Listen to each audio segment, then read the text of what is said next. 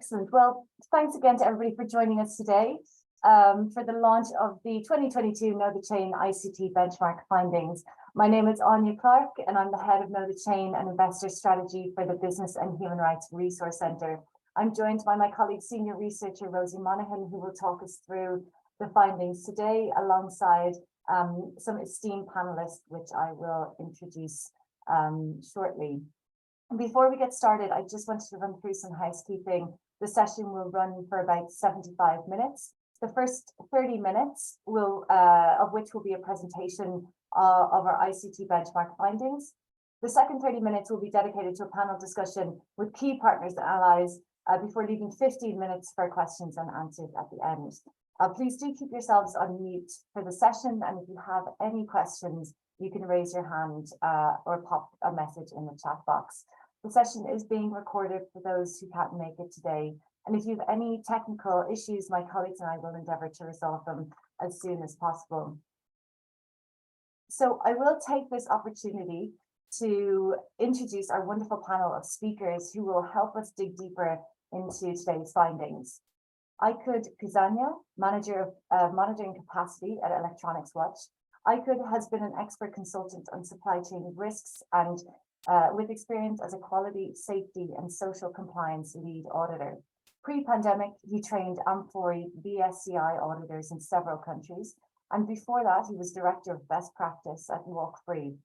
He's managed several sustainability and CSR projects, served as Corporate Responsibility Manager for American Eagle, and worked as Eastern Hemisphere Manager for Fair Labor Association. Dina Charmatori is Senior Vice President at Neuberger Berman. Dina joined the Neuberger Berman Sustainable Equity team in 2008 and works as a research analyst where she is primarily responsible for conducting ESG analysis. Her work has focused on supply chain sustainability, diversity and human rights, and energy and the environment. Neuberger Berman is also a long-standing signatory to the Investor Alliance and KnowTheChain Investor Statement on Forced Labour. And Mike McDonnell, Senior Manager of Supply Chain Human Rights and Assessment at Intel Corporation. Mike leads a team responsible for the setting of supply chain human rights objectives and performance on ESG due diligence. He has developed and implemented programs which successfully uncovered and addressed risks of forced labour in the electronic supply chain, including fee repayments of over 25 million to over 21,000 workers since 2014. Intel has also been actively engaged with KnowTheChain since 2016, and this year scored second highest in our overall ranking. Thank you all for being here today, and I look forward to a great discussion later. So before we get into the findings, I wanted to briefly outline what KnowTheChain is and does.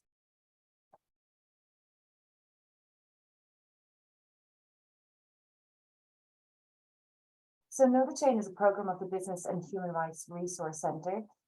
It is a tool for companies and investors to understand and address forced labour risks within their global supply chains. We use benchmarking as a tool to identify and share best practice and as a way to harness the competitive nature of markets to create a race to the top that encourages companies to adopt standards and practices that protect workers' well-being. We benchmark 60 of the largest companies by market capitalization across 3 high-risk sectors: ICT, food and beverage, and apparel and footwear. Since 2016, KnowTheChain has produced 9 separate benchmarks on 129 companies across 3 sectors. The KnowTheChain Investor Statement is signed by more than 160 investors with over 7 trillion in assets under management. And we work closely with investor organizations like the Principles for Responsible Investment, the Interfaith Centre on Corporate Responsibility, and the Investor Alliance for Human Rights to improve investor knowledge and company engagement on issues surrounding forced labour. Our methodology focuses on measuring and incentivizing disclosure of policy implementation rather than the mere existence of a policy, and how those policies result in positive outcomes for workers. And we'll dig a bit deeper into that in the findings shortly. It is worth exploring in a little bit more detail what constitutes forced labour and how it manifests in the electronic sector. Forced labour involves 2 key elements: coercion and a lack of free and informed consent. and these elements can occur at any stage of the employment process. At the time of recruitment, to compel a person to take a job against their will, during employment, to compel a worker to work and or live under conditions to which they don't agree, or to compel a person to remain in a job when they wish to leave. A common indicator of forced labour is debt bondage, which migrant workers in particular experience as a result of high recruitment fees, which constitute weeks or months of wages. But other labour rights violations can also indicate the existence of forced labour, including basic health and safety issues, excessive overtime, non-payment of wages, threats, and document withholding. There are additionally some countries and jurisdictions that are at higher risk of forced labour because of a combination of weak labour laws, such as China, Malaysia, India, Taiwan, and Thailand. All those risks tend to be highest in lower tiers of the supply chain simply because of the processes are more labour intensive and there is much less oversight. Importantly, though, it is not just suppliers that bear responsibility. Time and cost demand placed by buyers on suppliers can exacerbate worker exploitation and put them at higher risk. So since the last benchmark in 2020, the global context shaping forced labour risks in the ICT supply chain has evolved in a number of ways. Firstly, supply chain volatility, the COVID-19 pandemic and China's zero COVID policy, trade tensions and Russia's invasion of Ukraine have caused companies to shift production to countries in which they have less visibility. Less visibility can mean less protection for workers and therefore higher risks. Second, the cost of a living crisis, high inflation and stagnant wages. This pushes workers into poverty, forcing them to accept precarious situations, which increases the risk of exploitation and forced labour. As demand for ICT products fall, workers are again punished for the sector's slowdown and non-payment of wages and hour reductions, made possible by the increase in precarious work brought about by the pandemic. This is coupled with the eroding legal protections for workers in many jurisdictions and the closing of civic space globally. Some employers have also used the pandemic to further curtail rights of workers to collectively bargain. And in a sector that has historically had very low rates of worker unionisation, it means that workers often have no channels to safely organise and collectively demand dignified working conditions. These actions are happening against a counterwave of increasing due diligence legislation like that in the EU, supply chain transparency acts like acts in Germany and Norway, the second wave of modern slavery acts with enforcement teeth in the UK, New Zealand, Canada, and Australia, and import bans and sanctions regimes in the US and soon the EU. It is clear that now more than ever, we need a concerted effort from ICT sector companies working with their shareholders, policymakers, and civil society to protect workers from the increased risks of forced labour. We see that the KnowTheChain project and benchmark as a way to bring these competing interests together and shine a spotlight on good and bad practice as a means to improve corporate accountability. We look forward to sharing these findings with you and hope that they will be useful in your own work. I will now hand it over to Rosie Monaghan, KnowTheChain Senior Researcher, to take us through the findings in a bit more detail. Thanks, Rosie. Thanks, Áine, and hello, everyone. Thanks very much for joining us today. I wanted to kick off with the 2022 ranking of 60 ICT companies, which I realise you won't be able to make out the company names here, but it more so is to give an indication of how wide the score variation that we've seen in the sector is, with the highest beginning at 63 and then 3 companies scoring 0.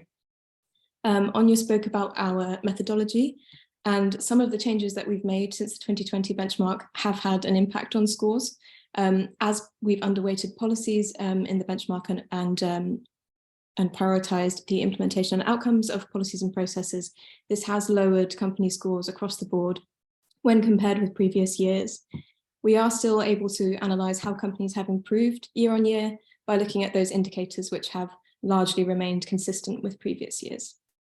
There are only 4 companies scoring above 50 out of 100, demonstrating stronger disclosure on the implementation of policies and practices than their peers. One area where all 4 companies score higher than others was on responsible recruitment, all disclosing related policy, prevention and remediation efforts. In particular, all 4 companies also demonstrated improvement since the 2020 benchmark, including on their responsible recruitment programs. They also disclose strong human rights risk assessment processes and report on the risks that they've identified. The median score of the sector is 14 out of 100, and the average is 20. And if we move to the next slide. So before we get into the key findings, it's worth taking a look at how scores are distributed regionally. So in all regions, there are high and very low scoring companies. And it is also worth noting that there are 26 North American companies in the benchmark, 24 Asian companies and 10 European companies. And that's because of the way we select companies based on size. So not an equal distribution, and this is based on where companies are headquartered.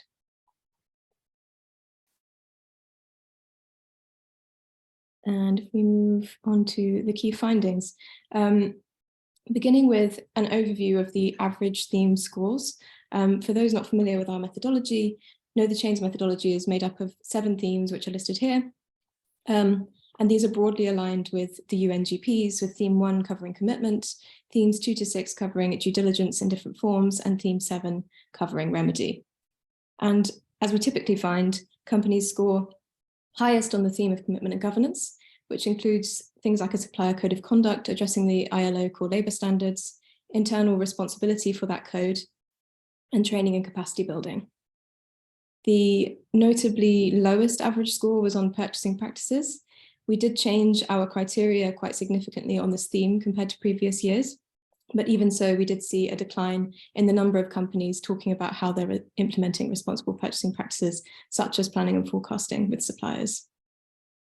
The other standout is worker voice, and here we look at how companies support the right to freedom of association and collective bargaining in their supply chains, including whether they engage with unions or other worker representatives, are part of global framework agreements or enforceable labour rights agreements, and disclose the percentage of supply chains covered by collective bargaining agreements. We also look at whether grievance mechanisms are available to suppliers, workers, and their representatives, and whether there is any evidence of the use of those mechanisms, as well as whether workers or their representatives are involved in the design or performance of grievance mechanisms. Which leads me quite nicely onto the next slide, where I will just outline the 2 lowest scoring themes and what we saw as significantly missing here. So on purchasing practices, as I mentioned, we saw very limited disclosure of any responsible purchasing practices, including planning, forecasting, and ring fencing, which is where labour costs are separated from pricing negotiations. Only one company, Cisco, disclosed information on all 3. And while a lot of companies noted their awareness of the impact of purchasing practices and the impact that they can have on working conditions, it was rare for disclosure to go beyond citing this awareness. We also look at whether companies disclose quantitative data on purchasing practices, for example, payment terms, average lead times, or percentage of orders changed after an order is placed. And we also added an indicator on living wage for the first time this year, which looked at whether companies disclose data on living wage for supply chain workers. However, we saw only one company reporting that it was looking into living wage for supply chain workers. On worker voice, as I mentioned, this is comprised of an indicator on freedom of association and an indicator on grievance mechanisms. The indicator on freedom of association scored 1 out of 100 on average, and this was the first year that all companies did not score 0 on this indicator. One company reported engaging with a union to resolve a grievance in its supply chains, and this was the first time that we had seen such an example from an ICT company. An additional 2 companies disclosed data on collective bargaining agreements in their supply chains. So it's fair to say that there is still a hugely long way to go in the sector on freedom of association, but we do welcome these developments and the fact that we are now seeing this discussion of engagement with unions in supply chains, especially since supporting and enabling the right to organise is a critical step in addressing forced labour, as it better enables workers to be able to challenge abuse and exploitative conditions. And on grievance mechanisms, most companies disclose some form of grievance mechanism for suppliers workers at 83%, but far fewer companies demonstrate the effectiveness and legitimacy of those mechanisms, by disclosing data that shows that the mechanism is being used by workers. And I'll go into this a little bit more in a couple of slides.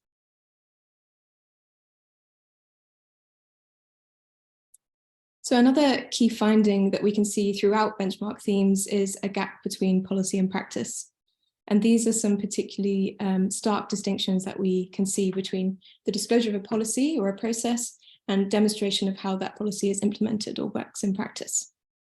So starting with policies prohibiting worker-paid fees. We saw improvements in both company policies and practices on recruitment fees in this benchmark, and we see that it is now the norm within the ICT sector to have a policy that prohibits worker-paid fees. However, evidence of how that policy is implemented, i.e. that the employer and not the worker is paying for the costs of recruitment, is lacking, with only 13% of companies disclosing information on how fees are being proactively prevented in their supply chains.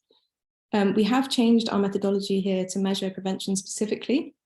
So we now have one indicator on fee policy, one on prevention, and one on fee remediation, because we want to measure that shift to workers not having to pay fees in the first instance rather than being reimbursed later on, which is not to say that remediation of fees charged to workers is not still necessary, and it does still demonstrate good practice.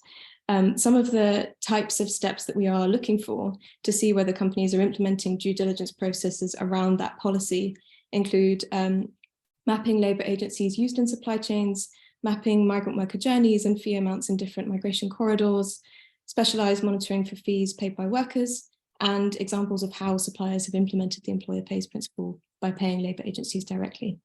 And I'll talk a bit more about the good practice examples that we've seen here later. We similarly see the gap between disclosure of a risk assessment, which just over half of companies report undertaking, and the percentage of companies who disclose the findings or results of that risk assessment and how they're addressing the risks that they've identified.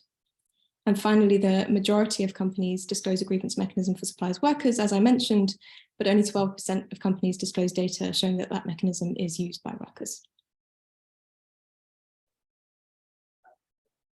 So a brief comment on due diligence. In line with the theme findings, where we saw commitment and governance scoring highest, the vast majority of companies disclosed a supplier code of conduct that prohibits forced labour. And we can see in the chart that about 2/3 have information on internal accountability for that code. However, when it comes to disclosure of due diligence processes, we see that that performance drop. So just over half of companies disclosing carrying out a human rights risk assessment, even though this is a foundational human rights due diligence undertaking, and even fewer then disclose the risks that they have identified across supply chain tiers, only 8%, which does seem to indicate some reluctance to disclose forced labour risks in supply chains. On supply chain traceability and transparency, we see reporting on smelters and refiners of minerals in supply chains is quite prevalent in the sector, but transparency over first and second tier is more limited, with 1 in 5 companies having disclosed a supplier list. On stakeholder engagement, company reporting on engaging with stakeholders such as civil society organisations, workers, unions and other experts on labour rights was quite low throughout different due diligence processes, though we did see some good practice examples from companies. For instance, 13% discussed the types of stakeholders engaged as part of assessing human rights risks, and 8% disclosed working with relevant stakeholders to support responsible recruitment in their supply chains.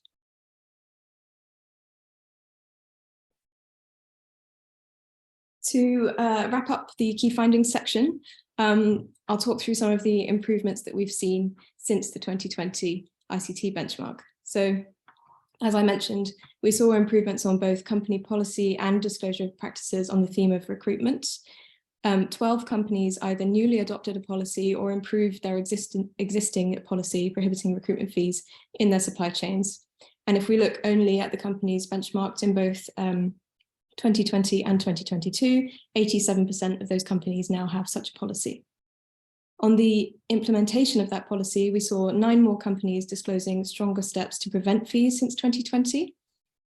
These steps included detail on labour agency mapping processes across supply chain locations, specialised investigations into the charging of fees to workers, and processes to ensure that employers rather than workers paid fees directly to labour agencies.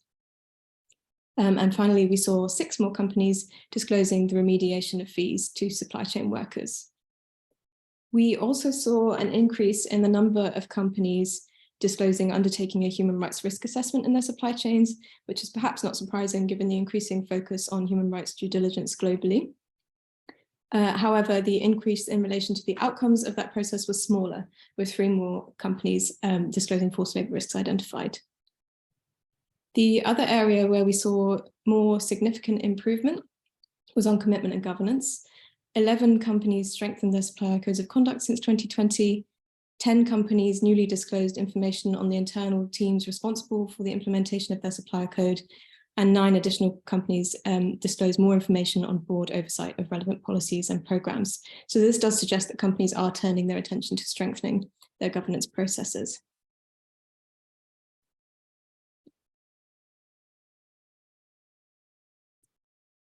So we also wanted to share some good practice examples from companies. These have been mentioned throughout our full benchmark findings report, and our full data set is also available for download from our website. Beginning with purchasing practices, as I mentioned, the information that we found on this was limited, but we did see Cisco, for example, reporting on working with key partners to address labour costs independently of production costs, to protect the workforce from supply chain volatility and provide workers with more financial stability. They also reported providing quarterly forecasts to suppliers which are reviewed monthly. Corning then disclosed data points on its purchasing practices, giving a stronger indication of how purchasing practices are being implemented or are working in practice. This included payment terms, the average length of supplier contracts, and the percentage of orders changed after an order is placed.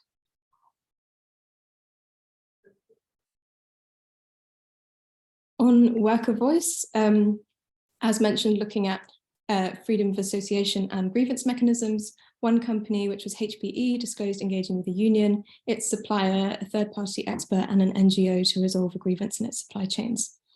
It reports speaking with a large sample of worker and union representatives and a 6-month programme of improvement for the supplier.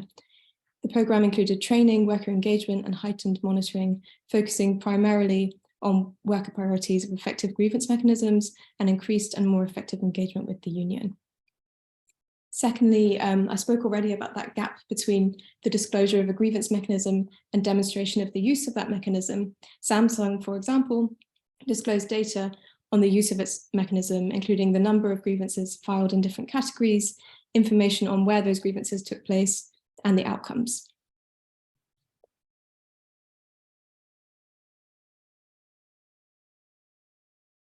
And the last section I want to talk through is on responsible recruitment.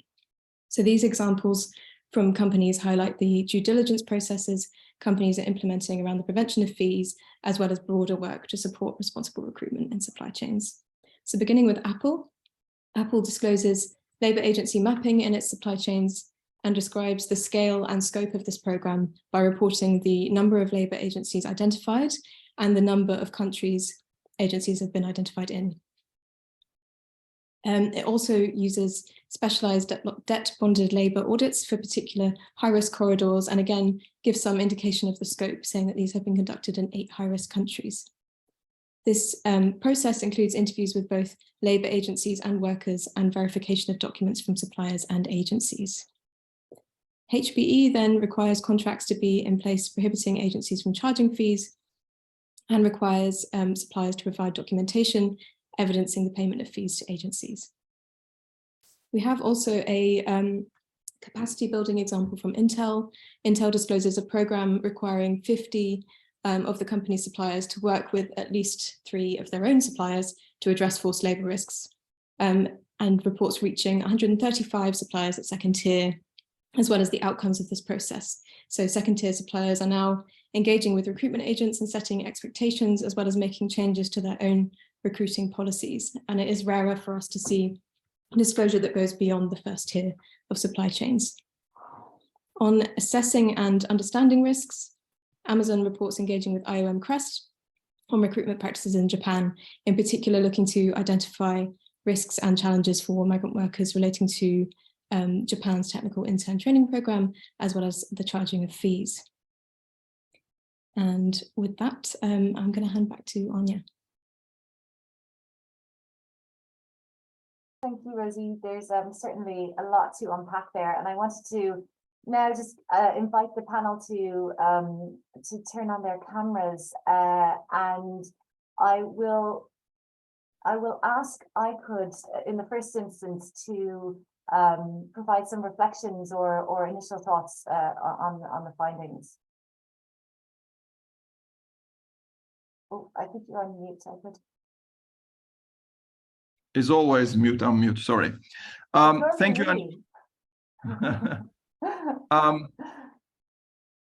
Thank you very much for your introductions and also for the report and the summary of the report by Rosie. We have obviously a few reflections on some of the key findings, and I will particularly talk about 3 areas. One of them, which is not, of course, a surprise, is the lack of supply chain transparency that we are still concerned with. We think that there is actually a good trend, a positive trend in the transparency in most of the industries. And we also acknowledge and support the progress on this respect in the ICT sector, especially for the leading brands. For example, thanks to our public buyers, our affiliates who are demanding factory disclosures in the tender and contract management process. And thus, most of the leading brands that are connected to our monitoring program have disclosed not just the assembly locations, but also the key component suppliers, the second-tier or even third-tier suppliers to our affiliates. But we also understand from the report, and we are aware that there is still a major lack of supply chain transparency in the ICT sector. I think the 20% of the suppliers you survey, brands you surveyed, are still non-transparent, and those who are transparent are mostly on the first tier, which is probably insufficient. The opacity can stem from trade policies and other issues, but also probably a lack of systems to actually map the supply chain. But we know that the trend is very positive. It reminds me, like more than a decade ago, for example, when I worked in the apparel and fashion industry, this was not even possible to be transparent between the engaged NGOs, not even to the public. But today we also know that in the same industry, sporting goods, apparel, fashion, ICT, most of the leading brands are disclosing their supply chain transparently. I think this trend should be encouraged, and we hopefully see a positive trend in this respect. The report also connects the lack of transparency to the low level of disclosure of forced labor risks and forced labor violations. And I think that is true, but we should also add methodological challenges on how to find forced labor in the supply chain, not only lack of transparency.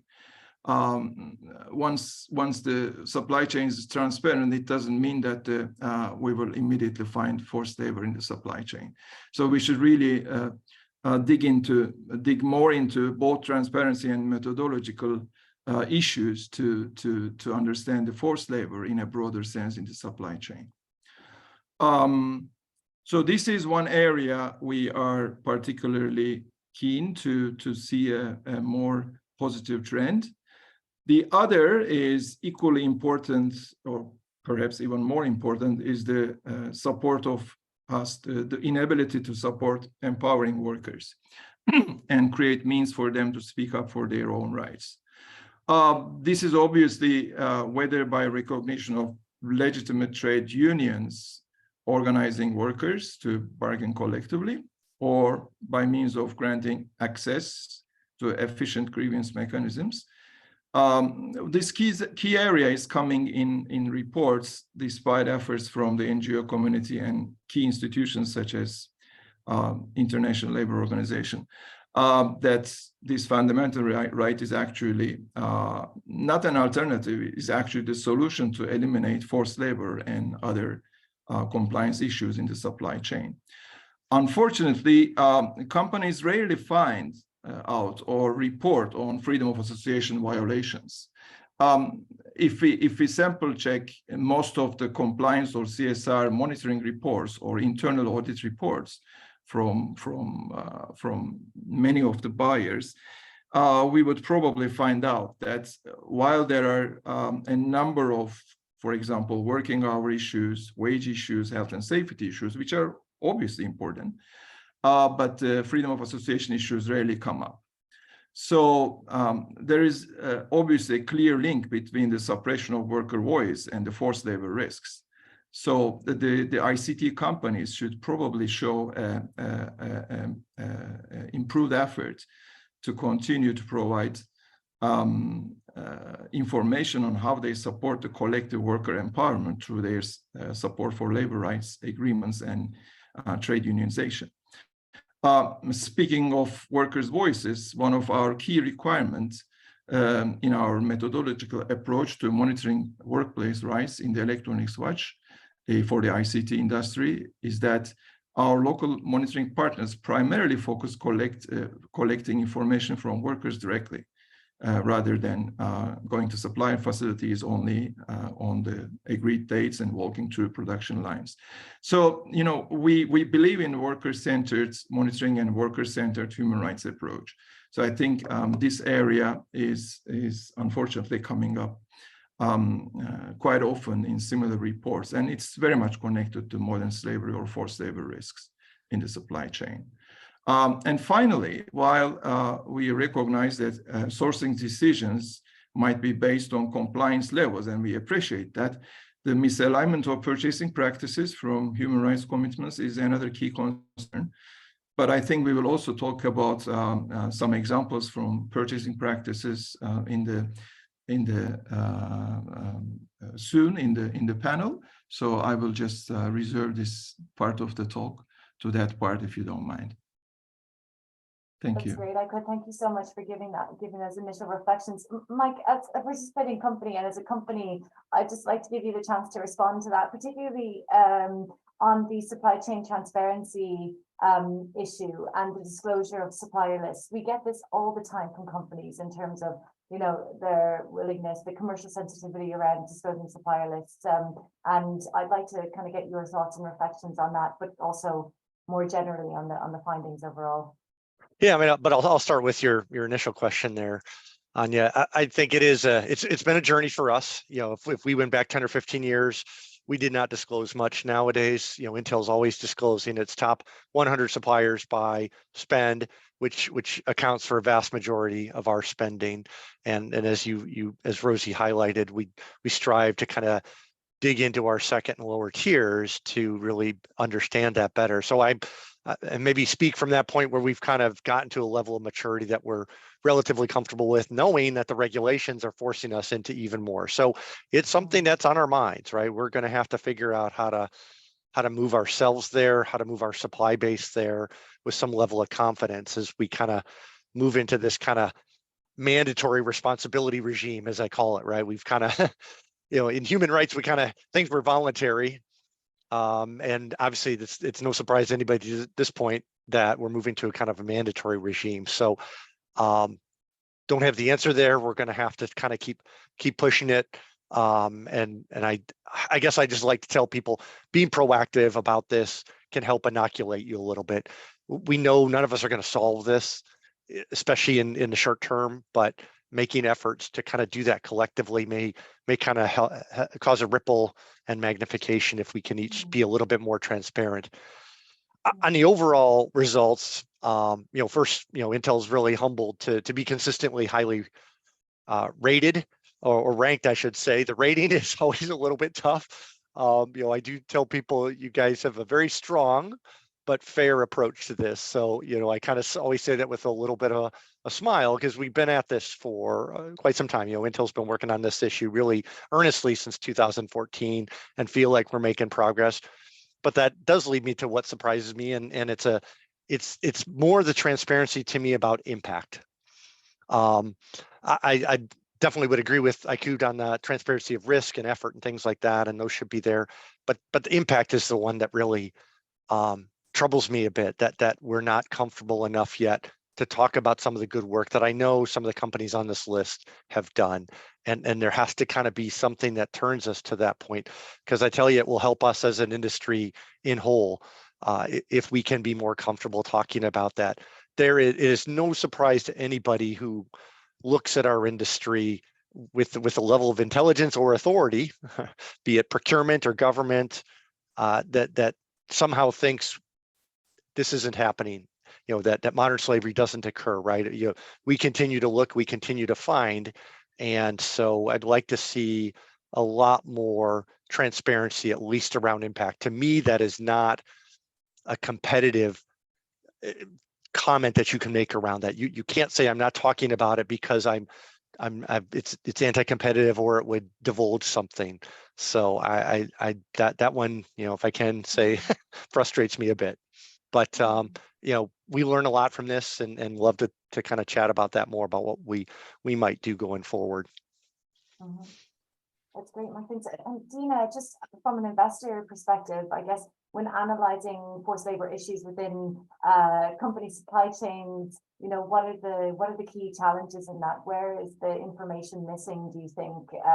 And just in terms of that question on supply chain traceability and transparency, do you see that as an upcoming risk in relation to the new due diligence requirements that are coming on stream? Yes, thank you. So as mentioned, I work on the sustainable equity team here at Neuberger Berman, where I'm primarily focused on conducting ESG research across the portfolio, and I lead many of our corporate engagements. Given that our portfolio consists of 30 to 40 holdings, we do tend to take a deeper dive, and we think and act like owners, and trying to analyze and engage companies on a range of key material and relevant environmental issues. And as part of our human rights framework and supply chain analysis, we do aim to identify and assess all aspects of human rights and exposure through our own supply chains. And as you mentioned, this is challenging. Information is lacking. But Neuberger Berman has been fortunate to be a signatory and a supporter of KnowTheChain for several years now, and we found the benchmarks and tools to be, very valuable in helping us to assess what we believe is a complex topic. So, we're looking to see what the risks and exposure are, where companies might be subjected to future policy changes, looking to see if companies are being more transparent around their supply chains. Are they mapping their supply chains? What sort of policies and implementation do they have across, their, human rights policies around, that if they align with the UN guiding principles, ILO conventions, OECD guidelines? Is the company in compliance with the UN Global Compact? Are there remedy and grievance mechanisms in place specific to recruitment? Is there a no-fee policy in place? How is the company engaging its suppliers? What type of training and programs are in place for employees? And if the company has conducted a human rights risk assessment and disclosed their findings, so that as investors, we are aware of the effectiveness of these policies. Again, on governance, is there board level oversight? What's the level of human rights expertise in the boardroom? Intentionality is also an important aspect of our research. Is the company making an intentional and meaningful, authentic effort to map out its suppliers, understand areas of risks, and have ongoing evaluations and systems in place to ensure violations are identified and remedied? Is the company ensuring that purchasing practices are aligned with their own internal policies? And has the company conducted a living wage assessment across all relevant suppliers? And importantly, does the company participate in multi-stakeholder initiatives and actively engage with shareholders and other stakeholders? In terms of what's missing, I think most of us would agree that company disclosure is lacking. It's getting incrementally better, but it's still, we still don't have a complete picture, as we can see from the ICT benchmarking report. I think companies do not fully understand the complexities of their supply chains, and as investors, we understand it's difficult to have that access to the inner workings of their suppliers. It's difficult to conduct random and third-party audits, especially during the COVID pandemic. As investors, we appreciate that there are many challenges to combating these issues, but I think companies do need to increase their dedicated resources that focus on these areas, experts that can help with implementation, training more employees, aligning purchasing practices with internal social compliance systems. Companies should participate in industry-wide collaboration where supplier information can be shared. There are organizations to do this. There's technologies to do this that are out there that can help. And companies should also use their leverage to change supplier behavior where they can or build capacity where necessary. But right now, as investors, we don't have this complete set of information available to us. We don't have the level of disclosure that we might have on the environmental side. There's been a lot of focus on environmental issues in the past several years, and maybe less so on the social and human rights in the supply chain. But I think that's starting to change. As Mike mentioned, it will have to change due to us moving into a mandatory regime. But for now, in the meantime, in the absence of this disclosure, this is why we believe engagement is so critical. Because if a company is not putting this information out there, then we must engage directly to really get a sense for a company's efforts, their intentionality for what they're doing internally in terms of setting up policies and systems in place to raise the bar on best practices, or even, if there's areas of impact that they haven't been sharing yet, we'd like to know that. And again, KnowTheChain can help us with these more targeted engagements. Great. I wanted to follow up on 2 points with Mike actually specifically, and that was to get your take on the regional differences. Now, I know we were kind of speaking in the practice session about your, how you saw the differences between the results of Asian companies and North American companies and European companies. I wonder if you could just speak a little bit about that. And the second question is in relation to your experience of investor engagement with this. Are you seeing your shareholders having a bit more active engagement on these types of topics? And maybe it's not yourself that's leading those conversations, maybe it's an investor relations person, but do you see that shareholders are increasingly engaged on this topic? Yeah, I'll start with the latter. Yeah, no, I'm not in those meetings that I have been in past years, but no, I do hear from our corporate responsibility office, my director of supply chain responsibility, that this is definitely been a topic, and the focus is only kind of getting greater, which is kind of empowering us internally to make sure we've got enough people looking at pending regulations so that we are meeting those expectations, right? We're not leaving things to chance. So definitely that continues to be a focus area. Yeah, we always feel we're in a relatively strong place, but still always kind of nervous, I guess, if you will, a bit of a type A personality on this, and a little bit somber always still to recognize, there's still a long way to go. In terms of regional differences, what I haven't looked at recently is just, maybe where brand or kind of end consumers are located, and maybe that's kind of driving some of it. Certainly deeper parts of the supply chain as far as electronics, and I'm sure I would know from apparel too, are probably in different, they're based in different regions, and at high level it feels like the regulation is in the selling countries, not so much the manufacturing countries. And part of me has been spent, and I know other leading companies have tried to work on the government engagement with sending countries, and that's tough, right? Because they feel you're maybe impacting their economic futures in some way, some of their core focuses and things like that. And it's great to focus on where the goods are going, importation laws now coming in, things like that. But I still feel like we're missing something there. And so I think we're going to continue to see a bit of that difference there when, me as a customer can come knocking, but where it's totally legal to charge people, put them in certain housing, do certain things with restrictions and movement, it's tough, right, for us to kind of be the world's police, if you will, on that side. So I definitely feel that, but appreciate you guys pointing things like that out and putting together packages that kind of show the difference and maybe allow us to kind of step back a little bit and say, okay, what could be done? Is there more collaboration that could be done where regions could kind of move as a whole if they'd be more comfortable doing that collectively in some way? That's great, Mike. Thanks so much. And I could just a question on just following up on your point around the methodological challenges in identifying forced labor. And maybe you could pick up a little bit on that. And I guess the process of, or the idea of worker-centric monitoring and how that improves, I guess, the identification of forced labor issues as well. Right. Well, first of all, I think we need to, all stakeholders need to broaden the understanding of forced labor, what constitutes a forced labor. Well, I have seen, third-party auditors or even internal company auditors narrowing this area to, for example, only migrant labor issues and prison labor issues. And when there is no migrant labor in a company and when there is no prison labor, then there is no forced labor.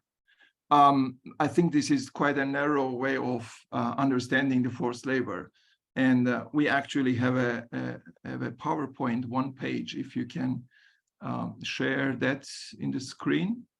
That might help me to explain a little bit more. Because I think if we revisit ILO Core Convention number 29 on forced labor, it defines forced labor as all work or service which is exacted from any person under the threat of a penalty, and for which the person has not offered himself or herself voluntarily. And ILO website further states that the various indicators can be used to ascertain when a situation amounts to forced labor, such as restrictions on workers' freedom of movement, which is very important, of course, which we also call freedom of employment or freedom in employment and so on, withholding of wages or identity documents, physical or sexual violence, threats and intimidation of fraudulent debt from which workers cannot escape. So in that respect, we in Electronics Watch try to see the forced labor in a broader context. For example, forced student internships, which is quite an issue in several countries, or restrictions on right to resign for workers, or what constitutes forced overtime, a forced labor issue, to what extent we can understand overtime issues within the hours of work concept, or we can even extend it to forced labor issues. I think these should all be discussed, and we should understand that there is an iceberg sort of forced labor issue in the supply chain, not only migrant labor issues and prison labor issues in terms of forced labor area. So this is one thing we suggest all of us to convene and align with ILO definitions and the practical context of the forced labor issue. And secondly, in terms of purchasing practices, which we already discussed a little bit when Rosie reflected on the report, this has to be part of the human rights due diligence governance in the industry, we think. Particularly by the leading brands and retailers to show the way. There are many questions the industry may need to ask in terms of purchasing practices. Starting with the, of course, usual questions: how do we manage production peaks, short delivery terms, who carries the risks when there is an emergency, and so on and so forth.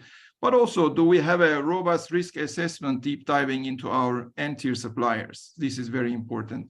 I think risk, for example, forced labor issues are directly proportional to the end-tier suppliers, not in the first-tier suppliers or even the component suppliers. When we go deep down into the industry, in the supply chain, we are likely to find more indicators of forced labor. So we need really a thorough risk assessment after the supply chain mapping, so which this connects to transparency and so on. Another question is, are our buying and manufacturing teams integral enough to our CSR processes, policy, cost setting, supply chain mapping, selection, auditing, and so on and so forth?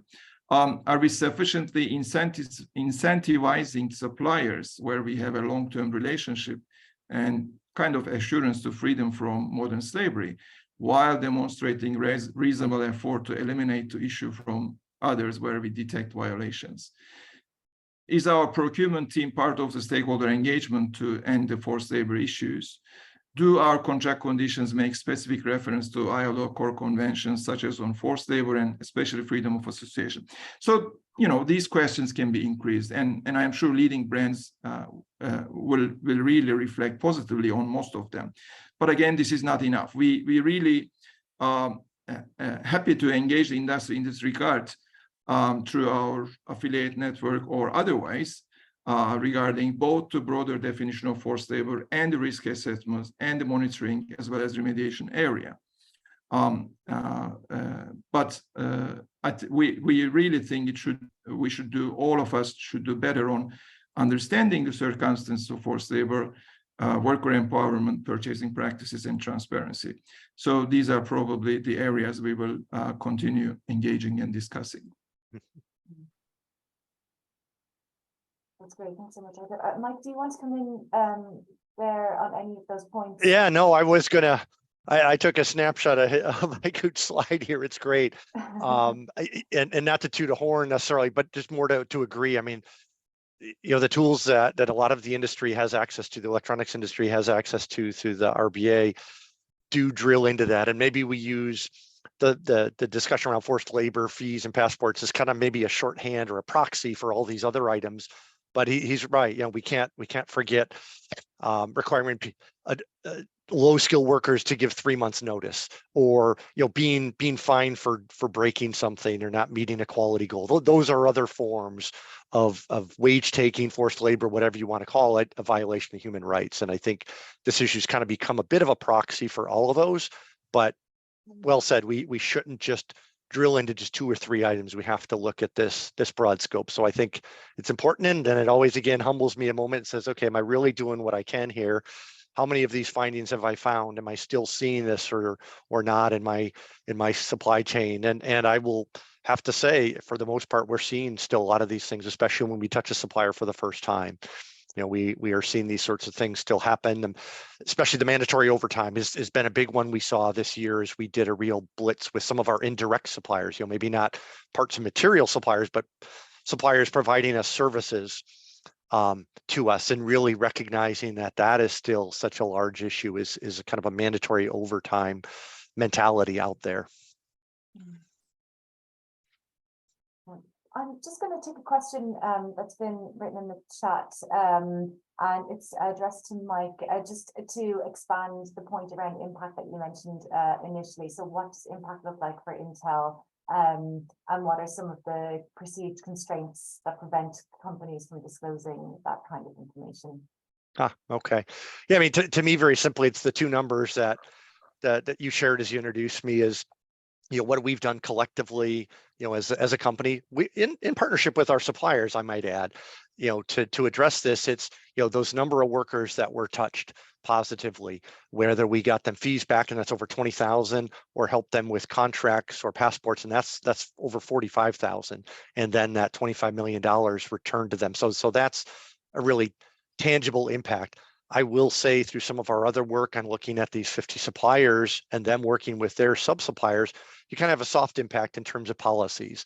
It was rare that kind of our second or third tier suppliers didn't need some type of training or capacity building on what we were talking about and what could be done to strengthen their policies beyond kind of what I call the one bullet. Hey, we prohibit forced labor. Okay, well, that's great. We did too, until we realized we're not catching anything because we don't know how to define that. We were not defining that sufficiently, and it can keep going broader, as Áine was saying. So I think those are some soft impacts that are maybe a little hard to quantify, but them when you're reviewing, first and second tier suppliers policies for these kind of practices, prohibitions, as well as positive practices. The resistance, I guess, is probably always a little bit of that admission. I'm guessing. I don't know everybody, but at a time, what your management's appetite is for being forthright about this, and I guess I maybe it's our culture at Intel, which is to be constructively confronting issues and be open about them to allow us to continuously improve. It allows us to kind of say that, to kind of celebrate the progress, but also keep a focus on it. And so I would just encourage people who aren't disclosing some of that today to realize you will get multiple benefits internally and externally by taking that leap and starting to talk about the positive impact that I know many people are having in our industry. Thanks, Mike. Dina, I just want to jump to you to kind of outline what you feel the investment industry or sector has, the responsibility that investors have as shareholders in promoting better practice on forced labor with companies. And I think the narrative has shifted and it's become, investors are, I guess, are responsible, I guess, for, increasingly for, kind of some of these more the ESG practices of shareholders or their shareholdings. And so I just wanted to get your understanding of kind of where you think the investor, the shareholder sits in this situation and driving improvements. Sure. As investors, we believe that it is our responsibility to know what we own. And given that we do have a long-term investment horizon with low turnover in our portfolio, we have the ability to, again, take a deep dive and really have deeper engagements and discussions with our companies on these very topics. Investors should be aware of the direct and indirect business activities that could potentially expose them to human rights violations. Investors who are thoughtful, who recognize the social and business implications of a company's human rights policies and practices will have a better understanding overall of the risks and opportunities for impact to which a company may have exposure to. Engaging on the importance of forced labor in business is a valuable example of how we at Neuberger Berman on the Sustainable Equity team integrate social and environmental criteria into our fundamental bottom-up research process. A core principle of our approach is that thoughtful management teams are actively consider the broader impact of their businesses across all respective stakeholders, including the greater community, labor, environment, supply chain, shareholders. And since there are clear economic costs to a business in ignoring its impact in the broader community, we believe thoughtful management teams can recognize, or those that recognize relevant and social environmental issues are fundamentally advantaged in the marketplace. A big red flag for us would be when a company says, everything's fine, we don't have forced labor in our supply chain, that's not us, we don't have these sort of human rights violations, we're clear. We would then challenge that company to reassess and disclose. We gain greater comfort in knowing that companies have ways to identify abuses and remedy them, rather than to say they don't exist at all. Great, thank you so much, Dina. I'm just going to turn to a few more questions now. So I'm going to go out to the panel on this because I'm not aware of anything myself. Is there in the ICT sector discussions about collaboration with voluntary national contact points? If anybody has information on that. I don't know that we have, but I definitely know it's out there. We heard it again in kind of a last industry conference back in October, where I believe there was a ILO rep mentioning that, right? That there definitely it's a resource out there. We just have to figure out how to prioritize that ourselves and reach out. So it's a good reminder. I don't know if I could, if you have any other experience. No, I think I will echo you. I'm not aware of any example. Thanks for the question, Marion. The next question, do we have plans to extend the benchmark to other important sectors? Not in the short term. I think we're going to focus on the sectors that we cover and potentially expanding the number of companies that we analyze, because we feel that particularly for the investor audience, for our investor stakeholders, the increased scope is more valuable to them, and the additional comparison and the benchmarking between companies in the same sector. But yes, it all comes down to resources, really. What else? The report includes recommendations on shared responsibility contracting. What do you think needed to move more in that direction? What might the challenges be and how to overcome them? So indeed, yes, the report mentions that the project on shared responsibility contracting, which is the integration or the inclusion of human rights due diligence principles into contracts with suppliers, particularly on within purchasing contracts, but also introducing remedy into contracts with suppliers as well, and shared liability. I think the initial limitations or the initial challenges is the lack of information that we see that companies have about contracting and how contracting can work to advance human rights. So I think there's an education piece that needs to happen in the first instance. And we are working with a great organization called the Modern Contract Clauses Project to bring that to life, I guess, in the benchmark and measure that in the indicators that we have. So we could put you in touch with them if you'd like further information.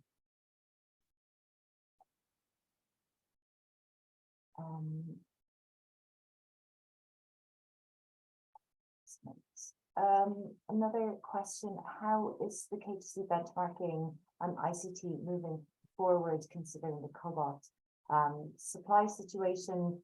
Well, we keep an eye on, and Rosie, come in if you have additional information.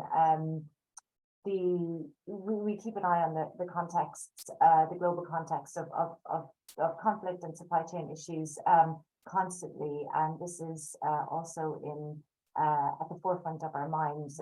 In terms of how we are measuring supply chain traceability and supplier lists down to raw material sourcing, we do have a section on that in the benchmark where we measure how whether companies can trace their supply chains, particularly in terms of mineral sourcing. And yes, we provide obviously a score based on that. But yeah, it's continuously we're continuously informing ourselves as the situation progresses, and we'll be reevaluating that indicator, no doubt, within the methodology review in the coming year.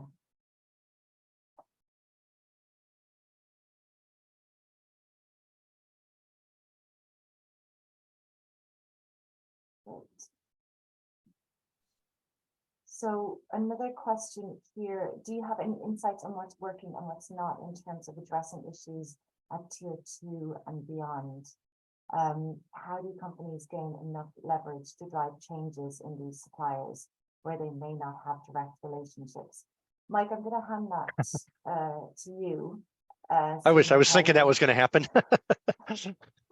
No, that's fair. That's fair. No, I mean, it's tough. But, I think our project that Rosie mentioned, and I think rightly kind of labeled as capacity building, was an effort to do that. We expect our suppliers to manage their suppliers, right? It's just not mathematically possible, physically possible for us to try to manage every entity in our supply chain. Yes, sometimes they get shared, they kind of come back around, and maybe a direct supplier of ours is also a second tier supplier through a first tier supplier, et cetera. But that effort was in part meant to kind of share some of the learnings that we had got from working with our first tier, and kind of open up the recipe, if you will, and share that with many of our important first tier suppliers to allow them to work with their first tier suppliers, giving them really detailed definitions, how to kind of find the risk, kind of a risk profile, if you will, that we were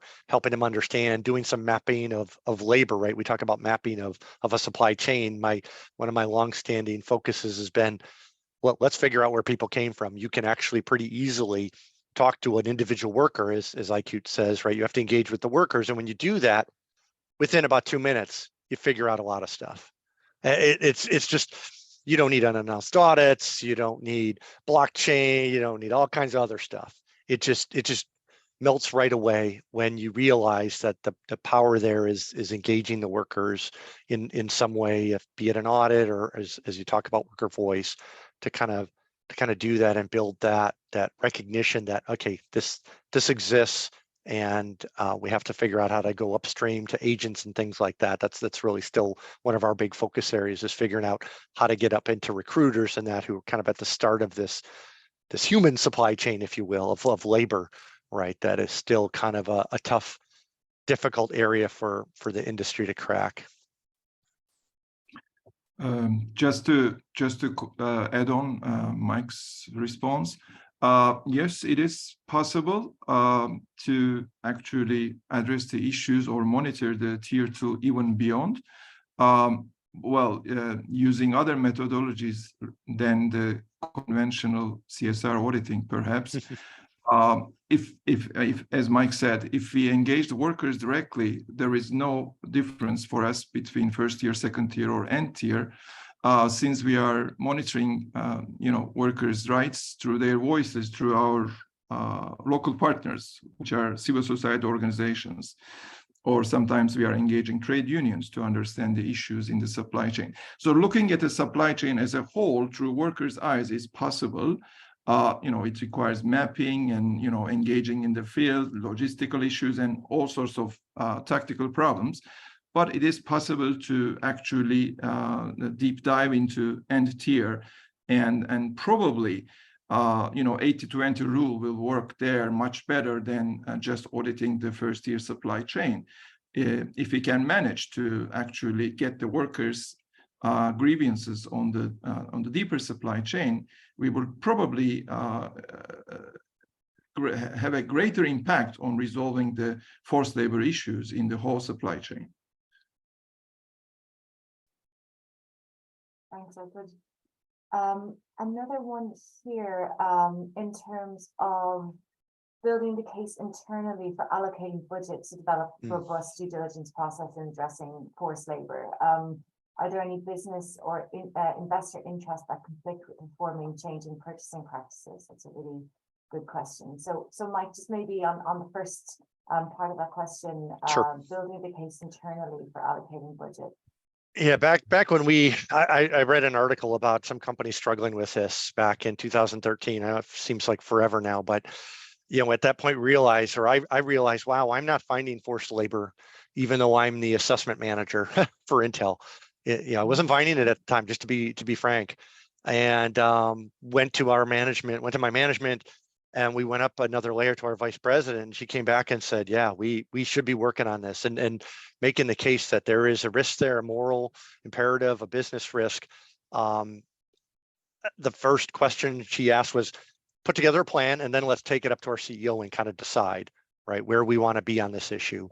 And when we did that, our CEO said that, hey, we want to be one of the leaders on this. And so it's kind of a methodical approach to kind of recognize the risk, build some options around how we would address it, that quite frankly weren't, I don't think, all that expensive and unreasonable. It's a time thing, of course. If you have resources, a couple of people that we thankfully have in our organization, you can do it. But as I tell people a lot of times, senior management support is vital, just as vital as dollars or headcount.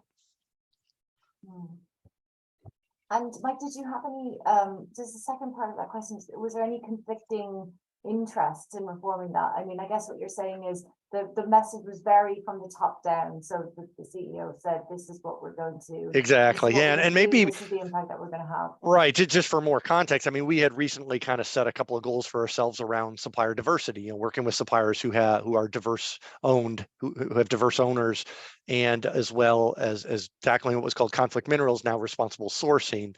At the time, we had also some tops down direction there. So we kind of, we're able to kind of parlay that past commitment into, hey, this might actually be our next big issue, right, from a human standpoint. And so I think that able to kind of link that and say, yeah, here's what we also need to do, folks. And that resonated with our senior management. So maybe I look back and say, I'm fortunate to have that senior management support. do you have any reflections on that yourself, or Dina, if you come in, or we can move to the next question. You're asking to me, right, Áine? Sorry, I was. Yeah. Okay, on the conflict minerals, right? Oh, I mean, yes. If you have an answer to the conflict minerals, I was just wondering. If, yes. Yes, I was just going to say briefly, although I'm not completely running that program, we Electronics Watch also started a program similar to our monitoring for the ICT main supply chain, a project, EPRM project for European Partnership for Responsible Minerals, where we are also monitoring the mines, which really requires changes and revisions in our methodology, because monitoring a mine is different than monitoring a ICT factory, obviously. And also the countries where these conflict minerals are extracted and exported are conflict countries. So we need to really adapt our methodology, but it's moving on, and we are really working hard to find some positive impacts on the work we do to the ICT industry through our public affiliates, which will take probably some time. Thank you, Robert. And will there be an output to that, or an ultimate study or report based on that research?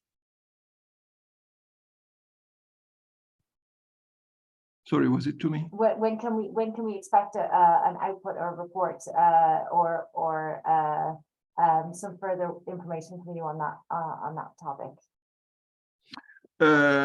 On the conflict minerals, I think within 2023 we will start implementing the monitoring work with the local partners again, and then trainings and grievance channels and so on and so forth. So probably at the end of 2023, we can get the first data from the mining sector. We already get the risk assessments, but they are very general, not mine specific in some countries. Some of them might be even published soon in our website. But I think at the end of 2023 and 2024, we will have the first public reports from the mines. Thank you so much. Okay, we have two minutes left. We have 4 open questions, but what I'll do is I think follow up with everybody individually over email and send responses to those questions, just in the interest of time. If I could ask maybe just the panel for one quick takeaway from the presentation, or something that you'd like to that's remained with you that you'd like to leave us with, not to put you on the spot, but just to close us off. Maybe Dina, if I could go to you first, and then I could end Mike. Sure. Thank you, everyone, for this very thoughtful panel. I learned a great deal from both Mike and Arkut. I think as investors, we do have to broaden the scope of what we consider to be modern day slavery. And, you know, I think it's up to us to bring in other stakeholders such as Electronics Watch or KnowTheChain to really get a clear and better understanding of these issues and who they are relevant to. What company business models will these issues be relevant to? In this way, when we do open up an engagement with a company, we're better equipped. We're better.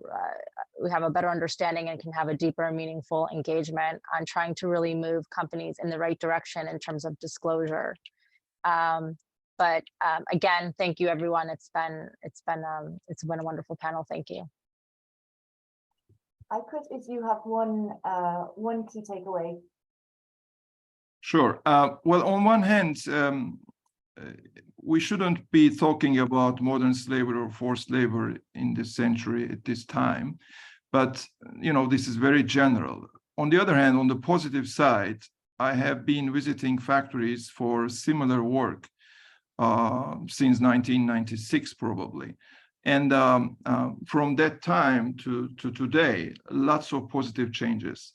it wasn't even possible to talk about these matters, at that time, not in the Zoom events, but around the tables with the factory managers. Nobody knew what we were talking about when we even discussed about child labor in Turkey. So it's good that we can speak this transparency. This is a positive trend, but we should do far more to really start eliminating this thing from our tables. Mike?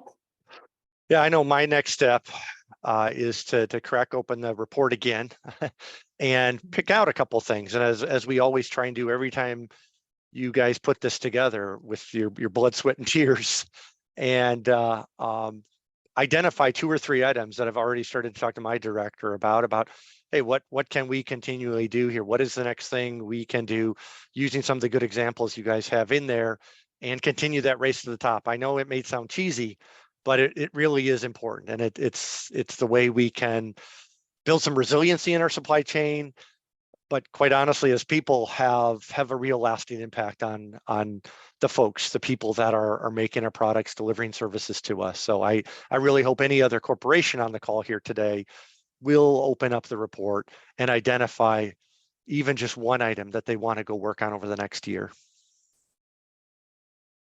Thank you so much, Mike, for those final reflections, and thank you so much to the panel. Thank you to KnowTheChain team and to you, the audience, for participating.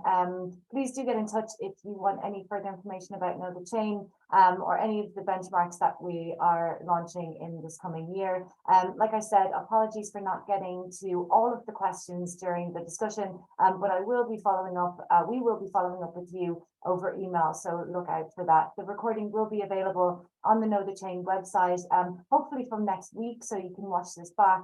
And again, just a big thank you to everybody for their interest and engagement, and we'll speak to you soon, no doubt. Thank you so much again. Bye-bye. Thank you, Áine. Bye.